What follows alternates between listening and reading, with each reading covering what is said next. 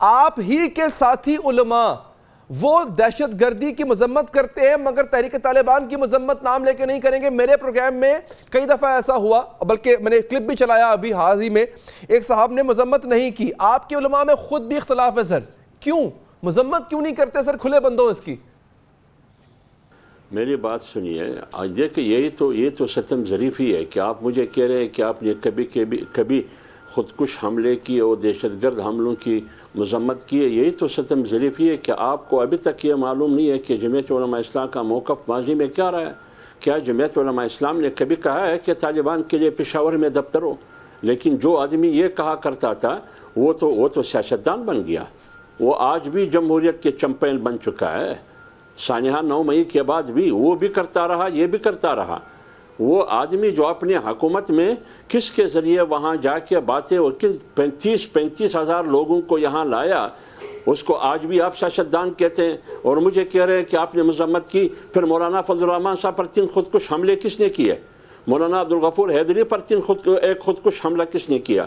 اکرم درانی پہ خودکش حملہ کس نے کیا؟ شیخ حسن جان، مولانا نور محمد صاحب، مولانا معراج الدین، جو تینوں جمعیت علماء اسلام کے پارلیمنٹرین تھے، ان کو گولی سے چھلنی کر کے شہید کیا گیا. یہ کون تھے بھائی؟ یہ کون تھے؟ یہی تو ہم تھے جو نشانے پہ تھے. لہٰذا یہ کہنا تو اسی وجہ سے ہم نشانے پر تھے کہ ہم اس کی جہاد کو جہاد ہی نہیں کہتے تھے. کوئی بولنے کے لیے تیار ہی نہیں تھا، لیکن وہ اس نشانہ بنا رہے تھے ہمارے جہاد کو جہاد کہو. ہم آج بھی نہیں کہتے، کل بھی نہیں کہتے تھے. آپ کے خیال میں کل کے دھماکے کو میں جہاد کہوں یا فساد کہوں؟ کیا کہوں اس کو؟ اس لیے میں کہہ رہا ہوں کہ یہ میری ذمہ داری نہیں ہے. جمعیت علماء اسلام عام آدمی کی پارٹی ہے. وہ عام آدمیوں سے ہو کے جمعیت علماء اسلام نے جنم لی ہے. میں عام آدمی کی زبان ہوں، خواہ میں حکومت میں ہوں، پارلیمنٹ میں ہوں، جہاں بھی ہوں، میں اس کی زبان ہوں. میں وہ بات کروں گا جو عام آدمی. میں تو آسمان سے فرشتہ بن کے نہیں آیا ہوں کہ میں نے ادھر سیاست کرنی ہے. تو لہٰذا باجوڑ میں مر رہا ہوں، میرے کارکن مر رہے ہیں، میرے قیادت پر حملے ہو رہے ہیں. ایک ہی آن میں 80 جنازے میں اٹھا رہا ہوں. 200 زخمی میرے سامنے پڑے ہیں. پھر بھی مجھے کہا جاتا ہے کہ آپ نے کبھی مذمت کی ہے. دیکھیں یہ بہت دکھ کی بات ہے.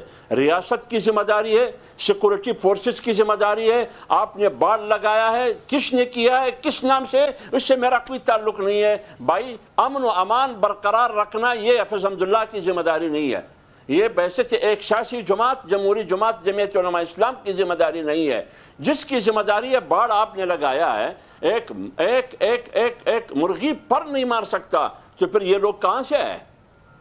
فورسز آپ کی ہے، فوج آپ کے پاس ہے، ایف سی آپ کے پاس ہے، 32 انٹیلیجنس ادارے آپ کے پاس ہے، ایجنسیاں آپ کے پاس ہے، انتظامیہ اور گاڑی آلات مجھے تو آپ جلسے کی اجازت ہی نہیں دیتے. جب اجازت دیتے ہیں مجھے سیکورٹی نہیں دیتے. پھر میں کیا کروں؟ میں سیاست چھوڑ دوں؟